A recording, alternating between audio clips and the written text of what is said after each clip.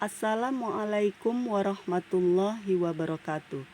Sebelum kita masuk materi berikutnya, saya ingatkan kepada kelas 9 untuk mencatat pada bagian yang digarisbawahi. Judul kita hari ini adalah Perkembangan Hidup Hewan. Pada perkembangan hidup hewan, kita akan membahas tentang metamorfosis. Metamorfosis adalah perubahan bentuk tubuh, tiap tahap pertumbuhan dan perkembangan. Metamorfosis dapat dibedakan menjadi dua, yaitu metamorfosis tidak sempurna dan metamorfosis sempurna. Pada hewan yang mengalami metamorfosis tidak sempurna, telur akan berkembang menjadi hewan muda yang disebut nimpa. Nimpa merupakan hewan muda yang mirip dengan hewan dewasa, tetapi memiliki ukuran yang lebih kecil dari hewan dewasa. Selanjutnya, nimpa berkembang menjadi hewan dewasa. Pada hewan yang mengalami metamorfosis sempurna, telur akan berkembang menjadi hewan muda yang disebut larva. Larva memiliki struktur dan fungsi organ yang sangat berbeda dengan hewan dewasa. Pada hewan tertentu, misalnya kupu-kupu dan lalat, larva berkembang menjadi pupa. Selanjutnya, pupa berkembang menjadi hewan dewasa. Selama berkembang, struktur dan fungsi organ tubuh mengalami banyak perubahan sehingga menjadi hewan dewasa. Perhatikan gambar berikut ini.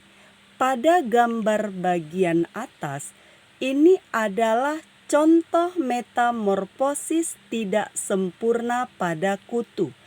Kita lihat perkembangannya. Kutu dimulai dari telur. Perhatikan bentuknya. Kemudian telur berkembang menjadi nimpa. Nimpa berkembang menjadi hewan dewasa. Kalau kita lihat telur dan nimpa bentuknya berbeda, tetapi nimpa dengan hewan dewasa bentuknya sama, hanya yang membedakan ukurannya. Kita lihat pada gambar yang kedua, yaitu metamorfosis sempurna pada lalat. Telur berkembang menjadi larva. Larva berkembang menjadi pupa. Pupa berkembang menjadi hewan dewasa.